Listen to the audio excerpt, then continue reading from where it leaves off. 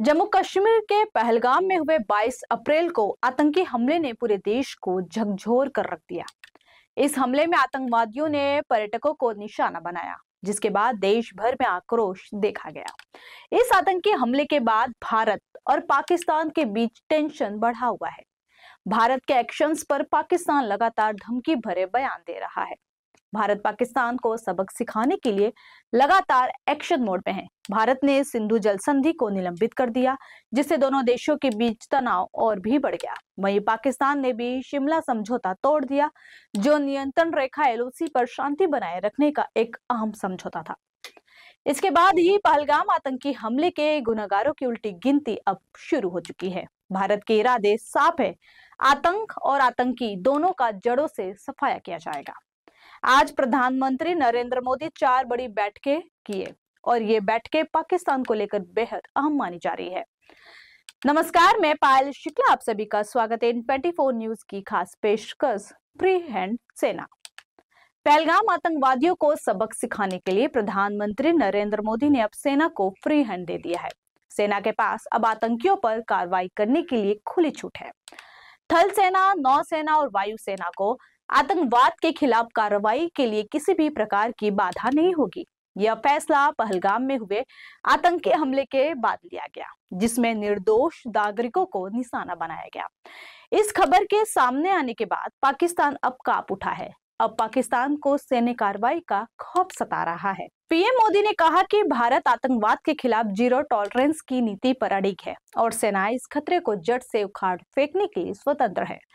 पाकिस्तान से तनाव के बीच देश की राजधानी दिल्ली में बैठकों का दौर चल रहा है। खुद प्रधानमंत्री मोदी लगातार एक्शन में हैं और पाकिस्तान पर कार्रवाई का रोड मैप तैयार कर रहे हैं। मंगलवार को जहां उन्होंने तीनों सेना के प्रमुखों के साथ बैठक की, तो आज यानी बुधवार को सीसीएस यानी कैबिनेट कमेटी ऑन सिक्योरिटी की बैठक की अध्यक्षता की। ये मीटिंग करीब 20 मिनट चली। सीसीएस की बैठक के बाद कैबिनेट की राजनीतिक मामलों की समिति की बैठक हुई। इन बैठकों के अलावा आज cabinet committee on economic affairs और केंद्रीय कैबिनेट की भी बैठक होगी। पीएम मोदी इन बैठकों की अध्यक्षता करेंगे। उन्होंने सेना की क्षमता और समर्पण की सराहना करते हुए कहा कि देश को अपनी सशस्त्र सेनाओं पर पूरा भरोसा है। पाकिस्तान को कैसे जवाब देना है, लक्ष्य क्या होगा, मोड और समय क्या होगा और कब कौन सा फैसला लेना है, ये सेना खुद तय करेगी। सरकार की तरफ से उनके पास अब खुली छूट है। बेसरन में पर्यटकों पर गोलियां बरसाते समय आतंकियों के आकाओं ने ये सोचा भी नहीं होगा कि उनको पानी की एक एक बूंद के लिए तरसना होगा। और अब भारतीय सेना ने अपने तरीके से जवाब देना शुरू किया तो उनका क्या ही हाल होगा। भारत के तेवर से साफ है कि दुश्मन को वह छोड़ने वाला नहीं है। पहलगाम में हुए एक एक मौत का हिसाब लिया जाएगा। पीएम मोदी ने रक्षा मंत्री Rajnath Singh, NSA Ajit Doval, chief of defence staff general Anil Chauhan और तीनों सेना प्रमुखों के साथ करीब 1.5 घंटे तक बैठक की। इस दौरान दुश्मन को सबक सिखाने को लेकर हर एक पहलू पर रणनीति बनाई गई। जम्मू कश्मीर में एक तरफ आतंकियों की तलाश में सर्च ऑपरेशन चल रहा है, तो दूसरी तरफ जांच एजेंसियां सुराग तलाश रही है। एनआईए की 45 सदस्यीय टीम जांच में जुटी है। अब तक सीन रिक्रिएट करने के साथ ही हर उस शख्स से पूछताछ की गई जो किसी भी तरह से पहलगाम आतंकी हमले से जुड़ा है। वहीं जांच के दौरान एनआईए को आतंकियों के डिजिटल फुटप्रिंट भी मिले हैं। इस बीच खुफिया एजेंसियों के अलर्ट के बाद जम्मू कश्मीर के 48 टूरिस्ट स्पॉट को बंद करने का फैसला किया गया। हालांकि ये कोई पहला मौका नहीं है कि पीएम मोदी ने सेना को फ्री हैंड दिया है। इससे पहले उरी पुलवामा हमले के बाद भी उन्होंने कार्रवाई के लिए खुली छूट दी थी। इसके अलावा साल 2020 में चीन के साथ गलवान घाटी में झड़प के बाद भी सेना को फ्री हैंड किया गया था। साल 2016 जगह जम्मू कश्मीर का उरी। पाकिस्तान के आतंकियों ने 18 सितंबर को सेना के कैंप पर हमला किया, जिसमें 18 जवानों की मौत हो गई थी। इस घटना के बाद देश पाकिस्तान पर एक्शन की मांग कर रहा था। उसे मुंह तोड़ जवाब देने की बात कही जा रही थी। पाकिस्तान पर एक्शन के लिए सरकार ने सेना को फ्री हैंड दे दिया। सेना ने सरकार और देश की उम्मीदों को पूरा किया और सर्जिकल स्ट्राइक को अंजाम दिया। देश के जाबाज सैनिकों ने आतंकियों के कई ठिकानों को ध्वस्त किया। इसके बाद आया साल 2019। इस साल फरवरी के महीने में आतंकियों ने पुलवामा में सीआरपीएफ के काफिले पर हमला किया। इस हमले के बाद देश में पाकिस्तान के खिलाफ गुस्से का माहौल था। उसे तगड़ा जवाब देने की मांग उठने लगी। पाकिस्तान को मुंह तोड़ जवाब देने के लिए पीएम मोदी ने सेना को फ्री हैंड दिया। हमले के बाद पीएम मोदी ने कहा था कि हत्यारों और उनके समर्थकों को कैसे, कब, कहां और कौन सजा देगा, इसका फैसला हमारी सेना द्वारा किया जाएगा, जो स्थिति से निपटने में सक्षम है। पीएम ने सेना का हौसला बढ़ाते हुए कहा था कि आतंकी जहां भी छिपे हो, हमारे सुरक्षा बल उन्हें बाहर निकाल देंगे और उन्हें दंडित करेंगे। इसके बाद भारतीय वायुसेना ने क्या किया था, ये पूरी दुनिया के सामने है। उन्होंने बालाकोट में एयर स्ट्राइक की और आतंकियों के ठिकानों को ध्वस्त कर दिया।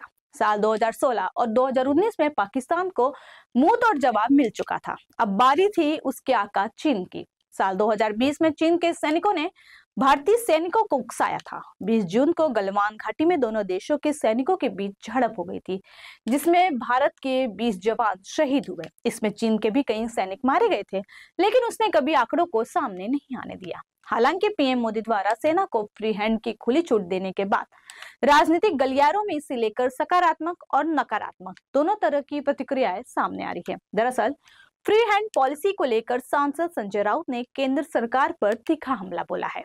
सांसद संजय राउत का कहना है, बदला तो हमारी इंडियन आर्मी ले लेगी, एक्शन गृह मंत्रालय पर भी लिया जाना चाहिए। संजय राउत ने पहलगाम हमले पर केंद्र सरकार की जवाबदेही बताते हुए कहा, आर्मी तो कश्मीर में है, फिर भी पहलगाम हमला हुआ। आर्मी के ऊपर छोड़कर आप जिम्मेदारी से भाग नहीं सकते। अगर बदला लेना है और असली श्रद्धांजलि देनी है तो गृह मंत्रालय पर एक्शन लिया जाना चाहिए। इंटेलिजेंस क्यों फेल हुआ और आप क्या कह रहे थे? संजय राउत ने आगे कहा, अभी आपकी फाइल निकालनी चाहिए, गृह मंत्रालय फाइल्स। क्या करेंगे आप? ज्यादा से ज्यादा मुझे जेल में डालेंगे। डाल दीजिए, मैं सच बोलता हूँ और बोलता रहूंगा। प्रधानमंत्री ने आर्मी को फ्री हैंड दिया है, आर्मी को फ्री हैंड देना ही चाहिए। आर्मी है इसलिए कश्मीर भारत में है। आर्मी को फ्री हैंड तो कश्मीर में भी था ना, फिर भी हमला हुआ है। आपकी जो बात है कि हमने हमारे फौज को फ्री हैंड दिया है, लेकिन पॉलिटिकल लीडरशिप की क्या भूमिका है उसमें? आर्मी के ऊपर छोड़कर आप इस समस्या से अपने आप को झटक नहीं सकते। या ऐसा नहीं है झटक दिया, आप जिम्मेदार है, देश का गृह मंत्रालय जिम्मेदार है। अगर बदला लेना है और असली श्रद्धांजलि देनी है 27 जो मृत हो गए बेचारे इनोसेंट लोग, तो सबसे पहले गृह मंत्रालय के ऊपर कार्रवाई होनी चाहिए। इंटेलिजेंस क्यों फेल हो गया? आप क्या कर रहे थे? अगर सरकार और किसी की होती और हम में से कोई गृह मंत्री होता तो भारतीय जनता पार्टी पूरे देश में हंगामा मचा देती गृह मंत्री के इस्तीफे के लिए। लेकिन आज हम राजनीति नहीं करना चाहते, हम सरकार के समर्थन में खड़े रहेंगे। उसे सरकार का समर्थन नहीं कहते भाई। जो सरकार ने अपराध किया है गृह मंत्रालय ने, उसका समर्थन हम नहीं कर सकते। हम समर्थन करेंगे, जब युद्ध होगा तो समर्थन करेंगे।